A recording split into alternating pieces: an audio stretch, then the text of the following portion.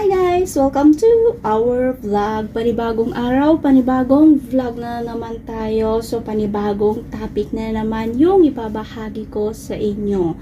So, kumusta ang lahat? Kumusta ang Christmas nyo? Sana nag-enjoy kayong lahat. Okay? Kahit nasa ibang bansa tayo, enjoy lang. So, bago natin sisimulan ang ating topic, please subscribe to our YouTube channel, sa aming Facebook page, at saka sa aming Instagram account. So, yun na nga guys, ang topic natin for today's video is about sa day off. Pwede ba tayong mag-work bago tayo aalis ng bahay ni amo? What I mean na mag-work is, pwede ba tayong magtrabaho muna sa loob ng bahay ni amo bago tayo magsilabasan ng bahay? Gets nyo? Or hindi nyo ba gets? Ganito yon. Diba, day off mo ngayong araw. Tapos, maipapagawa si amo sa'yo, or sinabihan ka ng amo mo na gisingin mo muna yung alaga mo, or paliguan mo muna yung alaga mo, or kaya is pagluto mo muna sila ng pagkain nila, yung mga ganong bagay. Pwede ka pang mag-work tuwing off mo bago ka lalabas ng bahay ni amo. Gets na ba? Kung naguguluhan ka, i-chat mo na lang ako para ipaliwanag ko sa'yo. Ganun lang yun. Okay? Doon nga tayo sa topic na yun, guys. Yun yung ating topic for today's video. So, bakit ko itatopic ito? Kasi ang dami-dami talagang OFW at saka DH na nagrereklamo na tuwing day off is nag-work sila bago sila makakalabas ng bahay. So, yun nga guys, para maliwanagan kayo, i-explain ko sa inyo sa abot ng aking makakaya. So, yun na nga. Ang topic natin is yun. So, ibig kong sabihin is, hindi ka pwedeng mag-work. Kung ikaw lang masusunod or nasa kontrata naman na pag mag-day off ka is hindi ka na pwedeng mag-work, pero nasa sa inyo kasi yun guys. Alam nyo, ang daming nagre-reklamo pero sinasanay nyo kasi yung mga amo nyo na pag working days nyo is magtrabaho. Sinasanay nyo kasi sila na pag day off nyo is sinasanay nyo na pumapayag na magtrabaho bago mag-day off. So, hindi po sana pwede yon. Pero dahil inalagaan natin yung mga trabaho natin, or kaya pagrespeto sa ating amo is pumapayag na lang tayong mag-work bago aalis ng bahay. Pero, kung nasanay yan guys, is uulit-ulitin nila yan. Lahat ng binabahagi ko sa inyo is, kumbaga is parang pare-pareho lang na inuulit-ulit nila yan kasi nga sinasanay ninyo. Okay? Kailangan pag off day ninyo, wag nyo siyang sanayin. Example, pag lumabas ka ng bahay at nakita mo, or paggising mo ng umaga at nakapagligo ka na, nakapaghanda ka na, wag mong linisin, or wag kang magpakita ng motibo na pwede kang maglinis pala or magluto sa loob ng bahay ni amo bago ka aalis. Hayaan mo na nagkalat sila, hayaan mong nagkalat sila kasi day off mo. Yun yung payo ko. Hayaan mo hanggat hindi nagsasalita yung amo mo na pakiligpit naman ito, wag na wag mong lilinisan or liligpitin yung isang bagay na yon. Kasi pag nakita ka ng amo mo na gano'n ang ginagawa mo bago ka lalabas ng bahay is masasanay yan. Sa susunod na day off mo is sasabihan ka na pakilinis naman ito, or kaya pakiayos muna. So yun, dun na masasanay. Wala ka na naman freedom, or yung whole day mo sanang day off is nagiging half day na lang. Kasi nga, pumapayag ka or sinasanay mo sila. So, bago pa lang, yung example, kung bago ka sa amo mo, is ipakita mo sa kanya. Oo, nandun na tayo sa magpapa-impress ka, ipakita mo talaga na mahal mo yung trabaho mo. Pero habang nagpapa-impress ka, isipin mo muna kung sino ba ang nahihirapan, sila ba or ikaw? Sino ba ang nagiging talo, lalo na pag sa day off?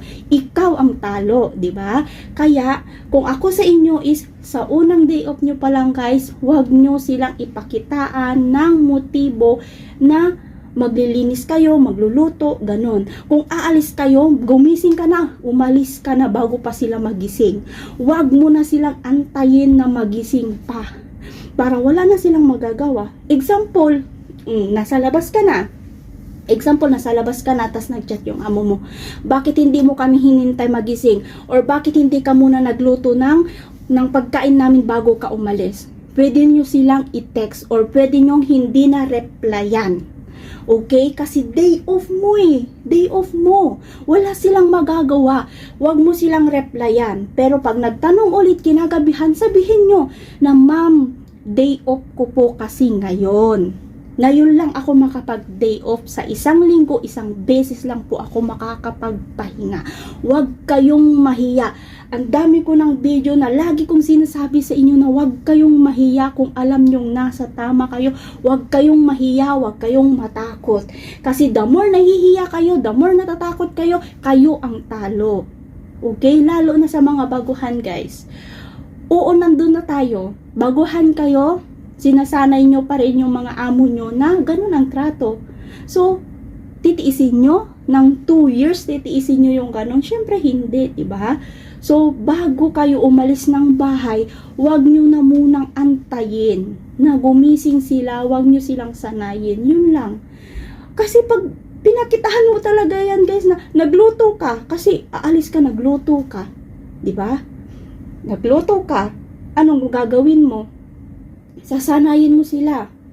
Alam nila, pumasok sa utak nila, pwede pala nila tayong lutuan ng umaga bago siya aalis. Pero kung hindi mo yan ginawa at umalis ka na wala kang ginawa, makalat ang bahay, sasabihin nila, day off niya kasi. Karapatan nyo kasi yun, guys. Karapatan po nating mga DH na may pahinga po tayo ng isang araw. Maliwanag po yun. Napapalakas bong boses ko kasi nga naiinis kasi ako, ang dami kong mga kaibigan, ang dami kong nakikita sa post na napupo sila pagdating nila sa bahay, ang gulo-gulo, ganito, ganyan, nagliligpit pa ako bago ako matulog, bago ko magpahinga. Pagdating ko sa bahay, ang kalat. Hayaan mo yung kalat, okay? Hayaan mo yung kalat, matulog ka, magpahinga ka, kinabukasan mo na lang trabahuin. Kasi nasasanay sila eh.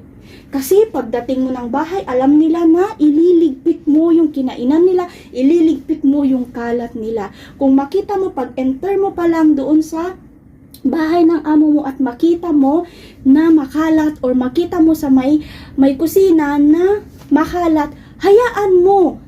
May bukas, guys, may bukas. Pagod ka na gumala, pagod ka na nag-enjoy sa day off mo, tas kinagabihan, maglilinis ka, tapos anong oras ka matutulog? 'Di ba? Ganun po 'yun. Kaya yung mga baguhan, panuurin mo to para alam mo din yung nangyayari or may idea ka. Hindi ko naman sinasabi, guys, na wag nyo silang pagbigyan. Kung nakiusap sila, pagbigyan nyo. Okay? Kung nakiusap sila na pwede ba na lutuan mo kami na, okay, ma'am, ngayon lang ha. Or kaya pwede nyong sabihin na i-text nyo sila bukas na, ma'am, maaga akong aalis. Ganon. Para alam nila na aalis ka. Pero example, kung alam naman na kasi nila, guys, kung ano yung mga day off na binigay sa inyo. Alam na nila yan. Kaya huwag kayong mag-alala sa mga ganyan kasi alam nila. Okay? Yun, gaya ng sabi ko, example, kung nagalit sila at nasa labas ka na, bakit hindi ganito, ganyan, sabihin mo lang in a nice way, ma'am, day off ko po kasi ngayon. Meron din yung mga ibang DH na nagdadahilan na. Kasi nga, napapagod po sila. Nagwo-work muna sila ng half day na sila nakakalabas.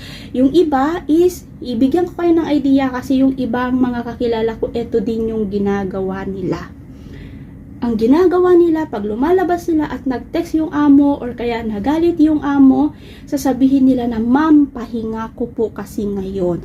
Or kaya, ma'am, may pupuntahan kasi ako ng maaga. Kahit wala naman.